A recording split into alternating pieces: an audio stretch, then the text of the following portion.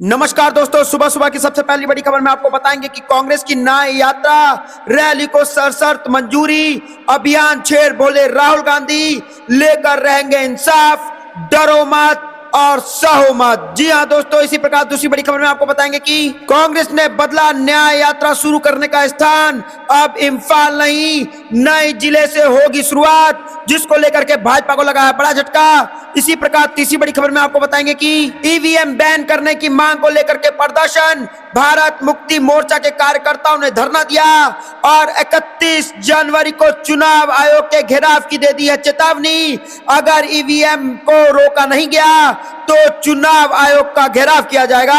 इसी प्रकार चौथी बड़ी खबर में आपको बताएंगे कि दार्जिलिंग में गरमाई बाहरी वर्सेस स्थानीय का मुद्दा, बीजेपी विधायक ने अपने ही पार्टी को दे दी है चेतावनी और भाजपा के खुद के विधायक ने भाजपा के लिए कह दी है बड़ी बात। इसी प्रकार पांचवी बड़ी खबर में आपको बताएंगे कि हिट एंड रन कानून के विरोध में फिर सड़क पर उतरे ड्राइवर, पटना गया हाईवे पर लगा लंबा जाम, जिसको लेकर के भाजपा की उड़ गई है नींद, क्योंकि अगर हिट एंड रन कानून को जल्द से जल्द वापस नहीं लिया गया तो ऐसा ही ट्रक ड्राइवर करते रहेंगे हड़ताल और पूरे देश को कर देंगे बंद। दोस्तों, आपको क्या लगता है कि ये सब जितने भी काले कानून ला रही है सरकार, उसके चक्कर में महंगाई जो वो आम जनता को झेलना पड़ रहा है और ईवीएम हैक करके सारे चुनाव भाजपा जीत रही है?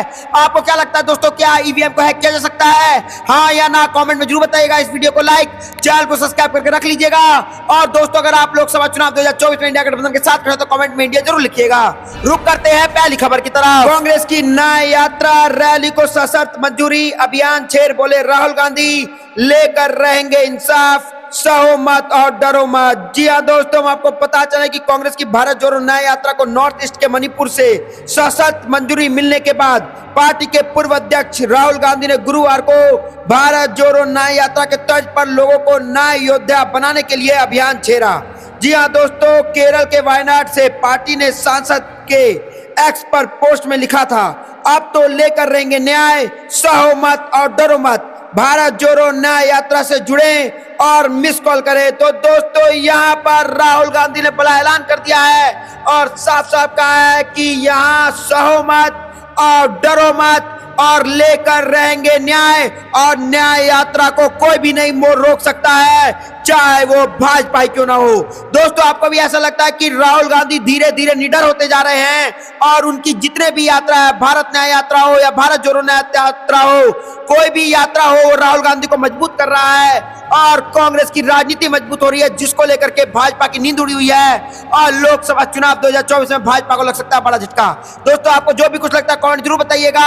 इस वीडियो को लाइक और चैनल को सब्सक्राइब करके रख लीजिए। रुक करते हैं अगली खबर की तरफ। कांग्रेस ने बदला न्याय यात्रा शुरू करने का स्थान, अब इम्फाल नहीं नए जिले से होगी शुरुआत। जी हाँ दोस्तों, हम आपको बता चलें कि लोकसभा चुनाव से ठीक पहले कांग्रेस द्वारा 14 जनवरी से शुरू हो रही भारत जोड़ो न्याय यात्रा का स्थान बदल दिया है। अब यह यात्रा मणिपुर की राजधानी इम्फाल के पैलेस ग्राउंड से शुरू नहीं होगी। यह राज्य सरकार द्वारा 8 दिन तक इनकी अनुमति नहीं देने और बाद में सीमित संख्या में लोगों की उपस्थिति के बीच यात्रा की अनुमति देने के बाद कांग्रेस ने कदम उठाया है। मणिपुर प्रदेश कांग्रेस प्रमुख के मेघचंद्र ने बताया कि पार्टी ने अपना कार्यक्रम स्थल बदलते हुए उसे थोबल जिले के खोजोम में से तय कर दिया गया है। तो दोस्तों, यहाँ पर कांग्रेस के अध्यक्ष मल्लिकार्जुन खड़गे ने 14 जनवरी को भारत जोड़ो न्याय यात्रा को हरी झंडी दिखाई, जो 14 राज्य और 85 जिलों को कवर करेगी। और कांग्रेस ने पहले इम्फाल के पैलेस ग्राउंड से यात्रा को हरी झंडी दिखाने की अनुमति राज्य सरकार से मांगी थी, लेकिन राज्य सरकार ने कानून व्यवस्था और राज्य के हालात का हवाला देते हुए इसे इनकार कर दिया था। तो दोस्तों, यहाँ पर ये कह सकते हैं कि मणिपुर में भाजपा सरकार जो है वो डर गई थी कि अगर भारत जोड़ो न्याय यात्रा वापस चला तो भाजपाइयों को लग गया डर, कहीं लोकसभा चुनाव में बड़ा झटका ना लग जाए। इसको लेकर के पूरी कोशिश की गई भाजपा द्वारा भारत न्याय यात्रा रोकने की, लेकिन राहुल गांधी मजबूती के साथ खड़े रहे, कांग्रेस पार्टी मजबूती के साथ खड़ी रही। उसके बाद कांग्रेस ने न्याय यात्रा शुरू करने का स्थान ही बदल दिया और अब इम्फाल के बाद दूसरे ये यात्रा शुरू होने जा रही है, जिसको लेकर के भारत जोड़ो न्याय यात्रा से पूरी भाजपा डरी हुई है, क्योंकि जैसे भारत जोड़ो यात्रा किया गया था तो 2 राज्यों में भाजपा की नींद उड़ गई थी, बहुत बुरी हाल हुई थी। उसी तरह अगर लोकसभा चुनाव 2024 से पहले भारत जोड़ो न्याय यात्रा सफलतापूर्वक पूरा कर लिया गया तो कांग्रेस पार्टी और राहुल गांधी मजबूती के साथ खड़े होंगे और उसके बाद भाजपा को लगेगा बड़ा झटका। दोस्तों, आपको क्या लगता है कि भारत जोड़ो न्याय यात्रा को रोकने की भाजपा की पूरी कोशिश थी, लेकिन राहुल गांधी के साथ पूरे देश की जनता खड़ी है? तो कमेंट जरूर बताइएगा, इस वीडियो को लाइक जरूर करिएगा। रुक करते हैं अगली खबर की तरफ। ईवीएम बैन करने की मांग को लेकर के प्रदर्शन, भारत मुक्ति मोर्चा के कार्यकर्ताओं ने धरना दिया। 31 जनवरी को चुनाव आयोग के घेराव की चेतावनी।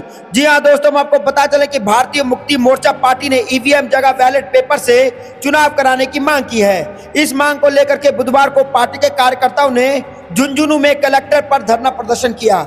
ईवीएम हटाओ, लोकतंत्र बचाओ के नारे लगाए और पार्टी के महासचिव जगदेव सिंह ने कहा कि देश में ईवीएम मशीन से वोटिंग कराकर लोकतंत्र को खत्म किया जा रहा है। उन्होंने कोर्ट के एक फैसले का हवाला देते हुए कहा कि भारत की सर्वोच्च न्यायपालिका ने 8 अक्टूबर 2013 को एक ऐतिहासिक जजमेंट देकर कहा था कि ईवीएम मशीन से मुक्त, निष्पक्ष और पारदर्शी चुनाव नहीं हो सकता। इसलिए ईवीएम मशीन के साथ वीवीपैट मशीन लगाना अनिवार्य होगा। इसमें वीवीपैट के पर्ची का 100% मिलान करने से निष्पक्ष एवं पारदर्शी चुनाव हो सकता है। उन्होंने कहा कि मशीन में वोटर के वोटों का सत्यापन करने का प्रावधान न होने की वजह से नागरिकों के मौलिक अधिकार का उल्लंघन होने के साथ साथ लोकतंत्र की भी हत्या हो रही है। अभी तक देश के प्रमुख राजनीतिक दलों, सामाजिक संगठनों और विविध स्थानों ने ईवीएम मशीन पर अविश्वास जताया है और सुप्रीम कोर्ट भी इस बात को मानता है। तो दोस्तों, यहाँ पर ईवीएम को बैन करने की मांग को लेकर के कर लिया गया है प्रदर्शन और भारत मुक्ति मोर्चा के कार्यकर्ताओं ने धरना दिया है और साफ साफ इलेक्शन कमीशन और मोदी सरकार को चेतावनी दी है कि अगर 31 जनवरी तक ईवीएम को बैन नहीं किया गया तो 31 जनवरी को चुनाव आयोग का घेराव करेंगे और ईवीएम को बैन करा के रहेंगे। दोस्तों, अगर ईवीएम को 10% भी हैक किया जा सकता है तो आखिर सरकार जो है, केंद्र सरकार जो है और इलेक्शन कमीशन जो है वो आखिर मत पथ से चुनाव कराना क्यों नहीं चाहती है? आखिर इलेक्शन कमीशन या कहें कि मोदी सरकार लोकतंत्र की हत्या पर क्यों लगी हुई है? दोस्तों, आपको क्या लगता है कि ईवीएम को हैक किया जा सकता है कि नहीं? हाँ या ना में कमेंट में जरूर बताइएगा। इस वीडियो को लाइक जरूर करिएगा। रुक करते हैं अगली खबर की तरफ। दार्जिलिंग में गरमाया बाहरी वर्सेस स्थानीय का मुद्दा, भाजपा विधायक ने अपने ही पार्टी को दे दिया चेतावनी। जी हां दोस्तों, आपको पता चले कि दार्जिलिंग हिस्से में भाजपा विधायक विष्णु प्रसाद शर्मा ने बुधवार को पार्टी नेतृत्व को चेतावनी दी कि अगर बीजेपी किसी बाहरी व्यक्ति को यहां से अपना उम्मीदवार बनाती है तो उन्हें आगामी लोकसभा चुनाव स्वतंत्र रूप से लड़ने के लिए मजबूर होना पड़ेगा। कौरसियांग के भाजपा विधायक बीपी शर्मा अलग गोरखनाथ राज्य के निर्माण के मुख्य समर्थक रहे हैं। बता दें कि भाजपा दार्जिलिंग लोकसभा सीट पर 2009 से जीतता आ रहा है। हालांकि उन्होंने लगातार ऐसा उम्मीदवार का चयन करने के लिए भारतीय जनता पार्टी की आलोचना की जिसका दार्जिलिंग हिल से कोई संबंध नहीं है। उन्होंने कहा कि वह बस आते हैं, पार्टी के टिकट पर चुनाव लड़ते हैं, जीतते हैं और फिर कहीं दिखाई नहीं देते।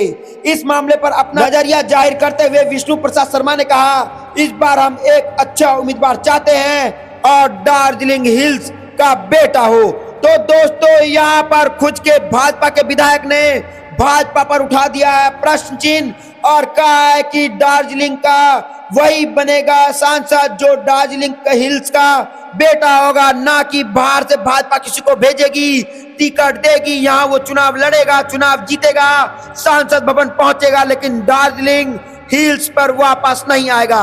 दोस्तों, आपको क्या लगता है कि भाजपा के खुद में जो है वो युद्ध चलने लग गया है और भाजपा के विधायक जो है वो बिल्कुल सही कह रहे हैं। भाजपा अगर भारी नेताओं को हर जगह नेता जिताती रहेगी और जीतने के बाद वो वहां पे दिखाई नहीं देते हैं। भाजपा के कई बड़े बड़े सांसद हैं जो जीतने के बाद नजर तक नहीं आते। दोस्तों, आपको क्या कुछ लगता है कमेंट जरूर बताइएगा। इस वीडियो को लाइक जरूर करिएगा। रुक करते हैं अगली खबर की तरफ। हिट एंड रन कानून के विरोध में फिर सड़कों पर उतरे ड्राइवर, पटना गया हाईवे पर लगा लंबा जाम। जी हां दोस्तों, आपको पता चले कि केंद्र सरकार के हिट एंड रन कानून का विरोध फिर से शुरू हो गया है। बिहार ड्राइवर महासंघ ने स्टीयरिंग छोड़ आंदोलन का आह्वान किया है। इसके बाद गुरुवार सुबह से ही ड्राइवर ने हड़ताल शुरू कर दी है। पटना गया और अरवल बिहार शरीफ हाईवे पर लंबा जाम लग गया है। जहानाबाद में ड्राइवर ने अपनी ट्रकों को सड़क पर खड़ा कर आवाजाही बंद कर दी है। इससे हाईवे पर वाहनों की लंबी कतार लग गई है। पटना, शेखपुर, सिवान समेत अन्य शहरों में बुधवार को भी ट्रक और एम्बुलेंस चालकों ने हड़ताल बुलाई है। जानकारी के मुताबिक जहानाबाद शहर के काको मोड़ के पास गुरुवार सुबह करीब 6:30 बजे से ही बड़ी संख्या में ड्राइवर सड़क पर उतर आए और काको मोड़ के पास ड्राइवरों का आड़ा तिरछा खड़ा कर उन्होंने जाम लगा दिया। इससे NH 83 और 110 पर वाहनों के पहिए थम गए हैं और बिहार ड्राइवर्स महासंघ के आह्वान पर यह प्रदर्शन किया जा रहा है। प्रदर्शनकारी केंद्र सरकार से हिट एंड रन को लेकर के लाए गए नए कानून को वापस लेने की मांग की गई है। हालांकि पिछले हफ्ते देश भर में प्रदर्शन होने के बाद मोदी सरकार ने इस कानून के लागू करने की फिलहाल रोक लगा दी है। तो दोस्तों, पटना समेत कई जिलों में बुधवार को भी ड्राइवर ने सड़क पर उतरकर प्रदर्शन किया था और सिवान में ट्रक और एम्बुलेंस चालकों ने पटना हाईवे पर जाम लगा दिया था। वहीं राजधानी में बस और ट्रक ड्राइवरों ने बाईपास पर चक्का जाम किया है। तो दोस्तों, इस वक्त की सबसे बड़ी खबर आ रही है कि हिट एंड रन कानून के विरोध में सड़क पर फिर से उतरे ड्राइवर और पटना गया हाईवे पर लग गया लंबा जाम, जिसको लेकर के ड्राइवर बार बार कह रहे हैं कि मोदी सरकार जो हिट एंड रन कानून लाई है वो एक ड्राइवरों के लिए काला कानून है और उसको सिर्फ बोलना नहीं है, उनको लिखित में ये वापस चाहिए, ये कानून वापस चाहिए, क्योंकि कोई भी एक्सीडेंट होता है वो जानबूझ के नहीं किया जाता है। दोस्तों, आपको क्या कुछ हिट एंड रन कानून सरकार को जल्द से जल्द वापस लेना चाहिए, हाँ या ना? कमेंट में जरूर बताइएगा। इस वीडियो को लाइक जरूर करिएगा। रुक करते हैं अगली खबर की तरफ। बीजेपी के गुलाम है एकनाथ शिंदे, बेटे के सांसद होने पर नहीं दिखता परिवारवाद, महाराष्ट्र सीएम पर संजय राउत का वार। जी हां दोस्तों, हम आपको बता चलें कि महाराष्ट्र की सियासत में बुधवार को बड़ा घटक्रम देखने को मिला, जब विधानसभा स्पीकर ने शिवसेना को असली शिवसेना करार दिया। इस फैसले को शिवसेना पचा नहीं पा रही है। यही वजह है कि शिवसेना सांसद संजय राउत ने बड़ा हमला बोलते हुए गुरुवार को कहा कि मुख्यमंत्री एकनाथ शिंदे बीजेपी के गुलाम हैं, शिंदे के बेटे भी सांसद हैं, क्या उन्हें यहाँ परिवारवाद नहीं दिखता? संजय राउत ने कहा कि एकनाथ शिंदे को परिवार की बात नहीं करनी चाहिए, उनका बेटा भी सांसद है। उद्धव ठाकरे ने उनके बेटे को उम्मीदवार बनाया था। सीएम शिंदे ने जिला प्रमुख की उम्मीदवारी काटकर अपने बेटे के लिए उम्मीदवार बनाया है। शिवसेना नेता ने पूछा कि क्या इसे परिवारवाद नहीं कहना चाहिए, कि क्या यह अपना परिवारवाद नहीं है? संजय राउत ने कहा कि यह एक विचारधारा है, चाहे शरद पवार हो चाहे उद्धव ठाकरे हो, विचारधारा को लेकर के उनके घर के लोग आगे चले जाते हैं। छत्रपति शिवाजी महाराज और उनके जो वंशज हैं वह भी विचारधारा लेकर आगे बढ़े थे और महाराष्ट्र सीएम को क्या पता कि परिवारवाद होता क्या है, वो तो भाजपा के गुलाम है। तो दोस्तों, यहाँ पर संजय राउत ने सोशल मीडिया एक्स पर लोकतंत्र को श्रद्धांजलि भी दी है और एक ट्वीट पर उन्होंने बताया कि महाराष्ट्र में लोकतंत्र के खत्म होने से पूरा राज्य दुखी है। उन्होंने ट्वीट कर लिखा, भावपूर्ण श्रद्धांजलि लोकतंत्र, शोकाकुल महाराष्ट्र। एक अन्य ट्वीट में संजय राउत ने शायरान अंदाजे में तंज कसते हुए लिखा, चश्मदीद अंधा बना, बहरा सुनना दलील, झूठों का दबदबा, सच्चा हुआ जलील, जय महाराष्ट्र। जी हाँ दोस्तों, यहाँ पर संजय राउत ने कविता लिखी है, 2 लाइन लिखी है कि चश्मदीद अंधा बना, बहरा सुने दलील। जी हाँ दोस्तों, और झूठों का है दबदबा, सच्चा हुआ जलील। तो दोस्तों, यहाँ पर संजय राउत ने भाजपा को घेर लिया है और साफ साफ कह दिया कि भाजपा के गुलाम बन गए एकनाथ शिंदे और बेटे के सांसद होने पर नहीं दिखता है एकनाथ शिंदे को परिवारवाद, जिसको लेकर के भाजपा को लग सकता है महाराष्ट्र में बड़ा झटका। दोस्तों, आपको क्या लगता है कि एकनाथ शिंदे सही में भाजपा के गुलाम बन गया? तो कमेंट में हाँ या ना जरूर लिखिएगा। इस वीडियो को लाइक जरूर करिएगा। रुक करते हैं अगली खबर की तरफ। राम मंदिर पर बीएचपी का क्या अधिकार? कांग्रेस नेता दिग्विजय सिंह ने भाजपा पर समाज को बांटने का लगाया आरोप। जी हां दोस्तों, हम आपको बताते चलें कि राम मंदिर प्राण प्रतिष्ठा को लेकर के कांग्रेस ने निमंत्रण अस्वीकार कर दिया है। कांग्रेस द्वारा निमंत्रण अस्वीकार किए जाने के बाद इस पर राजनीति शुरू हो गई है, क्योंकि कांग्रेस ने राम मंदिर प्राण प्रतिष्ठा समारोह को भाजपा और आरएसएस का इवेंट बताया और अब इस पर कांग्रेस नेता दिग्विजय सिंह का बयान आया है। दिग्विजय सिंह ने कहा कि हमें इस बात पर आपत्ति है कि शंकराचार्य का अपमान किया जा रहा है। उन्होंने सवाल किया कि राम मंदिर पर बीएचपी का क्या अधिकार है, हमने राम मंदिर के लिए दान दिया है। उन्होंने कहा कि पूर्व पीएम नरसिम्हा राव ने चारों शंकराचार्यों के साथ मिलकर रामालय न्यास का गठन किया था। उन्होंने कहा कि चंपत राय विहिप के प्रमोट हैं, जिन्होंने भूमि घोटाला किया है। ऐसे व्यक्तियों को राम मंदिर ट्रस्ट का मुखिया बनाया गया है जो धर्म का अपमान करती है। उन्होंने सवाल किया कि निर्मोहा अखाड़े का अधिकार क्यों छीन लिया गया है। भाजपा संघ और बीप अब अंग्रेजी के फूट डालो और राज करो की नीति का उपयोग कर रही है। तो दोस्तों, यहाँ पर दिग्विजय सिंह ने उठा दिया है बड़ा प्रश्न और साफ साफ कह रही है कि धर्म की राजनीति कर रही है भाजपा, और आखिरकार उन लोगों को क्यों बनाया जा रहा है राम मंदिर ट्रस्ट का मुखिया, जिन्होंने भूमि घोटाला किया था और जो लोग धर्म का कर रहे हैं अपमान। दोस्तों, आपको क्या लगता है कि भाजपा जितने घोटालेबाज हैं सबको ही हर जगह मुखिया बना रही है और सारे घोटाले के पैसे इधर उधर कर रही है, जिसको लेकर के चुनाव जीत रही है? आपको जो भी कुछ लगता है कमेंट जरूर बताइएगा। इस वीडियो को लाइक जरूर करिएगा। रुक करते हैं अगली खबर की तरफ। शास्त्र विरुद्ध नहीं जा सकते, 2 शंकराचार्यों का दावा कि राम मंदिर उद्घाटन में हो रहा है नियमों का उल्लंघन, बताया तथ्य। जी हां दोस्तों, हम आपको पता चले कि अयोध्या में बने राम मंदिर के उद्घाटन को लेकर के पूरे देश में जश्न का माहौल है। 22 जनवरी को रामलला का प्राण प्रतिष्ठा समारोह है, जिसे लेकर के खूब तैयारी चल रही है। इसी बीच राम मंदिर के उद्घाटन में चारों शंकराचार्यों के शामिल होने के लेकर के संशय बना हुआ है। स्वामी अभिमुक्तेश्वरानंद और स्वामी निश्चलानंद सरस्वती ने मंदिर के उद्घाटन समारोह में शामिल होने से मना कर दिया है। उनका कहना है कि यह कार्यक्रम सनातन धर्म के नियमों को ध्यान में रख करके नहीं किया जा रहा है और वह शास्त्रों के विरुद्ध नहीं जा सकते, इसके लिए वह समारोह में शामिल नहीं होंगे। स्वामी अभिमुक्तेश्वरानंद सरस्वती ने बुधवार को हरिद्वार में साफ किया कि चारों शंकराचार्य राम मंदिर उद्घाटन समारोह में शामिल नहीं होंगे। स्वामी निश्चलानंद सरस्वती ने भी समारोह में शामिल होने से इनकार किया है। हालांकि बाकी 2 शंकराचार्य स्वामी भारतीय कृष्ण और स्वामी सदानंद सरस्वती की ओर से इसे लेकर के कोई बयान नहीं आया है और ना ही शामिल होने या शामिल नहीं होने को लेकर के अपना बात साफ किया है। तो दोस्तों, यहाँ पर राम मंदिर को लेकर के बुरे फंसी भाजपा, क्योंकि शास्त्र के विरोध नहीं जा सकते, और 2 शंकराचार्यों का दावा कि राम मंदिर उद्घाटन में जो हो रहा है वो नियमों का उल्लंघन है। दोस्तों, आपको भी ऐसा लगता है कि भाजपा जल्द से जल्द आखिर राम मंदिर का उद्घाटन क्यों करना चाहती है? क्योंकि राम मंदिर अभी पूरा तैयार भी नहीं हुआ है और ये शास्त्रों के विरुद्ध भी है। क्या ये धर्म की राजनीति करने पर उतर गई है भाजपा, या फिर ये धर्म की राजनीति है? राम मंदिर का मुद्दा लोकसभा चुनाव में भुनाएगी भाजपा, जिसको लेकर के वोट मांगा जाएगा। आपको जो भी कुछ लगता है या ना में कमेंट में जरूर बताइएगा। इस वीडियो को लाइक जरूर करिएगा। रुक करते हैं अगली खबर की तरफ। राम मंदिर निर्माण का क्रेडिट मोदी को देने पर सुब्रमण्यम स्वामी ने उठाया सवाल। प्रधानमंत्री मोदी की जगह इन जजों को कहा शुक्रिया। जी हां दोस्तों, हम आपको पता चले कि उत्तर प्रदेश के अयोध्या में भव्य राम मंदिर बनकर तैयार है। देश की बड़ी आबादी इसके पीछे प्रधानमंत्री नरेंद्र मोदी का अहम योगदान मानती है, लेकिन उनकी पार्टी के सीनियर नेता पीएम मोदी पर राम मंदिर के संदर्भ में सवालिया निशान खड़ा कर रहे हैं। भाजपा नेता सुब्रमण्यम स्वामी ने कहा कि राम जन्मभूमि का मामला जब सुप्रीम कोर्ट के नजदीक था तब मोदी ने उसमें देरी करने की कोशिश की थी।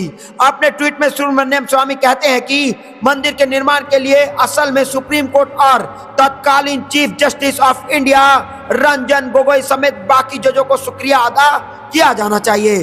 भाजपा नेता स्वामी लगातार अपने ही पार्टी नेताओं के खिलाफ बयानबाजी करते रहते हैं। इसी कड़ी में उन्होंने गुरुवार को सोशल मीडिया के जरिए स्वामी ने प्रधानमंत्री मोदी पर निशाना साधा है। सोशल मीडिया एक्स पर उन्होंने 2 ट्वीट राम मंदिर को लेकर के किया है, जिसमें उन्हें साफ तौर पर मोदी के खिलाफ बयानबाजी की है। उन्होंने अपनी दूसरी पोस्ट में कहा कि मोदी ने इस केस में देरी की कोशिश की थी। यह मामला तब टॉप कोर्ट में निपटाने के आसपास था। सरकार ने तब एक याचिका दाखिल की थी जिसमें अयोध्या की सारी भूमि लौटाने के लिए कहा गया था, जिसके बाद सुप्रीम कोर्ट ने इसे नजरअंदाज किया था और राम मंदिर पर फैसला दिया था, जिसके लिए हमें इन्हें शुक्रिया कहना चाहिए। इसके लिए तब के सीजीआई गोगोई और 4 अन्य जजों का भी धन्यवाद है। तो दोस्तों, यहाँ पर खुद के भाजपा के नेता ने राम मंदिर निर्माण का क्रेडिट मोदी को देने पर कह दिया है, उठा दिया है बड़ा सवाल, और प्रधानमंत्री की मोदी की जगह पर सुप्रीम कोर्ट के जजों को किया है शुक्रिया।